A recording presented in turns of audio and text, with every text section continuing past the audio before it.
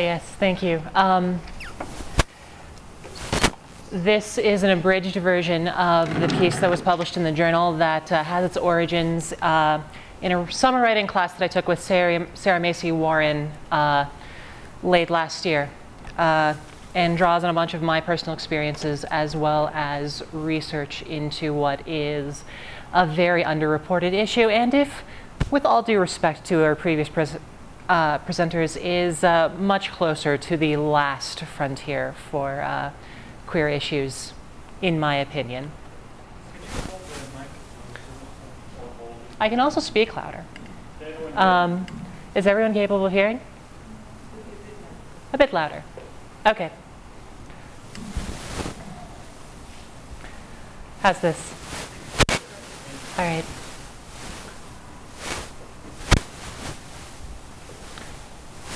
Are you okay? My friend Avery asks on Saturday night. It's the 29th of June last summer, and we're down in Denver. All around us are women and a few men celebrating our newly acquired potential for someday acquiring federal marriage benefits. Sitting at the table facing the spectacle, I feel as though I'm being unfair, not enjoying myself more. I sigh, pick up her glass, and roll the whiskey around before taking a sip. She knows I'm avoiding the question. Instead of pressing me, she asks me what I think of the spirit. I tell her it's pretty good, but it doesn't work for me. It's trying too hard to be sweet. It's very well made, but the sherried vanilla highlights mask a long, smoky bitterness underneath. My thoughts are hundreds of miles away with a distant friend of mine named Mary. Mary's in her mid-20s and living in the Midwest with a pair of women that, to use her word, she has a semi-serious relationship with. And left home at the age of 20 after coming out. The worst mistake she's ever made in her life, she told me. The mistake wasn't leaving. She needed to escape the enormous mental, emotional, and physical abuse her religious mother put her through. She bartended, she ran drugs, she did sex work. Mary's not particularly interested in the 1996 Defense of Marriage Act's overturning. I doubt she'll ever get married, settle down, or really even have interest in that sort of relationship.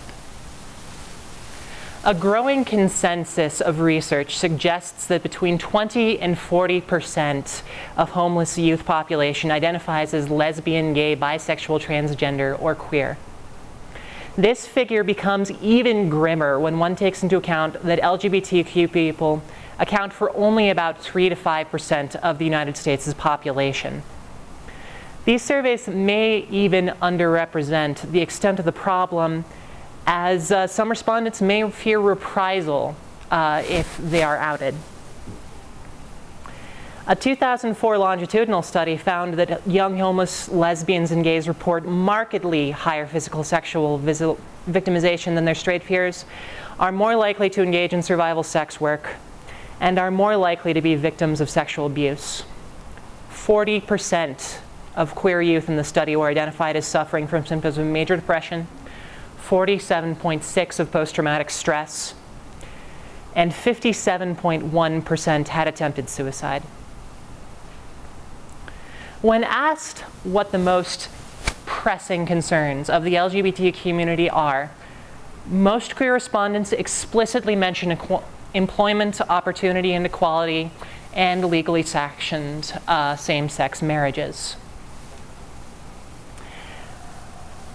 However, a survey of news articles in the popular press focus almost exclusively on marriage equality.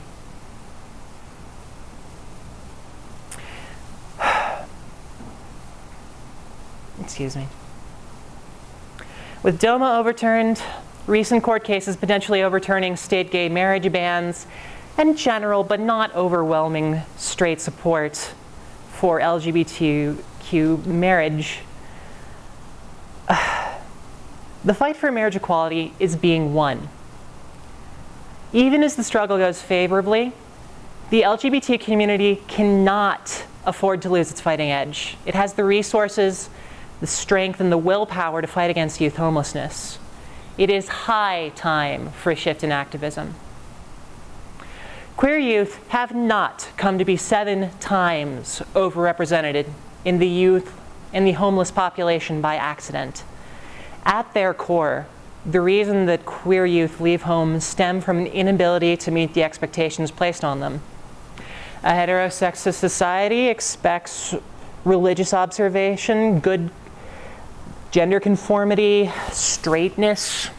Parents expect good grades, happiness, religious observation, and any number of things that the endemic stresses of growing up having your sexuality or gender identity repressed make extraordinarily difficult.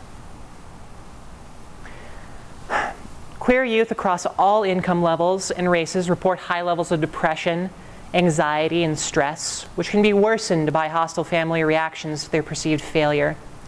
Abusive parents who know that their children are gay will